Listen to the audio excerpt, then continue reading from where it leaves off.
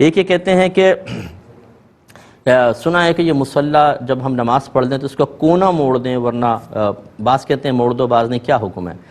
دیکھیں بعض لوگ یہ کہتے ہیں کہ یہ کونا موڑ دیں ورنہ شیطان اس پہ نماز پڑھے گا۔ یہ بڑے بھولے لوگ ہوتے ہیں، اگر شیطان کو نماز پڑھنی ہوتی تو وہ اللہ کی نافرمانی کیوں کرتا، اور اگر اس کو پڑھنی ہوتی تو پھر آپ کی امامت میں کیوں نہ پڑھ دیتا، وہ آپ کو کیوں روکتا ہے نماز سے؟ وہ اس کو نماز کا بالکل سجدہ نہیں کرتا ہے۔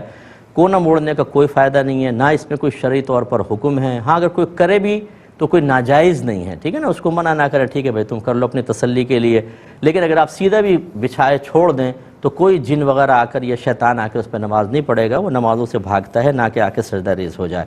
ایک انہوں نے کہا کہ جیسے کہ سنا گیا ہے کہ دوران اذان کچھ نہیں پڑھ سکتے، تو کبھی ایسا ہوتا ہے ہم فجر میں اٹھتے ہیں، دور کی آوازیں آ رہی ہوتی ہیں اذانوں کی، ہلکی ہلکی، قریبی مسجد کی نہیں آتی، تو کیا ہم دعائیں پڑھ سکتے ہیں؟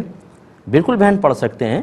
وہ تو اس لیے ہے کہ آپ کوئی ایسا کام نہ کریں کہ ایسا لگے جیسے آپ اذان کی پرواہ نہیں کر رہے ہیں، وہ دعوت دے رہا ہے حی علی الصلاح حی علی الفلاح، اور آپ اس کی دعوت سے اعراض کر رہے ہیں، منہ پھیر رہے ہیں۔ یہ منافقین کا طریقہ تھا۔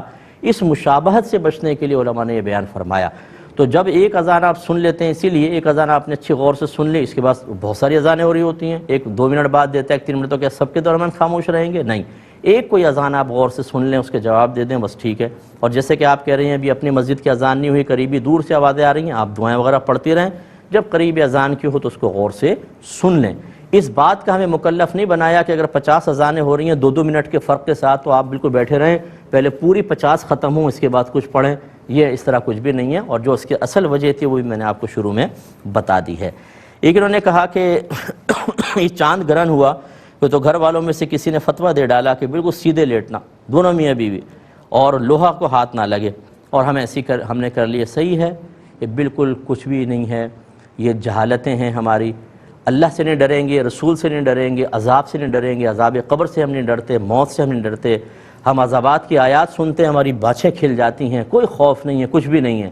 ان بے سروپا باتوں کے لیے بالکل اٹینشن، پوری رات آپ کو سیدھے لٹا دیا، زوجہ بھی لیٹی ہے، آپ بھی لیٹے ہوئے ہیں، اس کو فالو کر رہے ہیں۔ قرآن و حدیث کو فالو کرنے کا بالکل ہمیں ذہن نہیں بنتا ہے، یہ ہمارے دلوں کو خوفزدہ کر دیتے ہیں، اور جو اللہ اور رسول کے پیغامات جو دل ہلا دینے والے ہیں ان سے ہمارا کوئی اثر ہم قبول نہیں کرتے، ہمارے قلب پہ کچھ بھی اثر نہیں ہوتا۔ اس کا مطلب ہے کہ ہمارا دل مریض ہے، ہمارا باطن جہالت سے بھرا ہوا ہے، اس لیے اس قسم کی باتوں کے کوئی اصل نہیں ہے، کچھ بھی نہیں ہے۔ کبھی انگریزوں کو دیکھا ہے آپ نے ان کی پیروی کرتے ہوئے؟ سورج گرہن میں، چاند گرہن کے اندر ان کے بچے کٹے پٹے کیوں نہیں پیدا ہوتے؟ ان کے سب صحت مند اور صحیح پیدا ہوتے ہیں۔ یہ سارا مسلمانوں کے اوپر وبال آئے گا، کیونکہ جہالت ہمارے ہاں بہت زیادہ ہے، علم سیکھتے نہیں ہیں، اور اسی طرح معذرت کے ساتھ ہمارے گھر کے بعض بڑے جو ہیں اس طرح کی بے سروپا باتوں کو گھر میں ایسے نافذ کرتے ہیں جیسے قرآن و حدیث کو نافذ کرنا چاہیے۔ یہ بدعتیں جب نافذ ہو جاتی ہیں، دنیا سے رخصت ہو جاتے ہیں، نسلوں کے اندر وائرس سرایت کر کے چلا جاتا ہے، اور ان کے لیے ہو سکتا ہے، اللہ نہ کرے لیکن ہو سکتا ہے عذاب قبر کا سبب بنے، کیونکہ جو جہالت اور بدعت کو عام کر کے چلے جائے۔ میرے نبی نے فرمایا جو ہمارے اس دین میں کوئی برا طریقہ جاری کرے گا، قیامت تک جتنے لوگ اس پر عمل پیرا ہوتے رہیں گے، اس شروع کرنے والے کے اوپر اس کا وبال ہوگا، اس طرح کہ ان کے گناہ میں کمی بھی نہیں ہوگی، ساروں کا گناہ اس شروع کرنے والا۔ تو گھر کے سرپرست پہ کتنی بڑی ذمہ داری ہے، اور یہ قرآن اور حدیث بیان نہیں کریں گے، اس طرح کی بے سروپا باتیں ساری رات آپ کو سیدھے لٹا کر رکھا، اور پھر اب بچہ بڑا صحت مند پیدا ہوگا، کیا گارنٹی؟ کہاں سے پڑھا تھا بھائی آپ نے؟ نہیں سنی سنائی باتیں۔ اس لیے ان باتوں کی ان کی پرواہ نہ کریں تو بہت بیسٹ ہے، آپ کی باقی مرضی ہے۔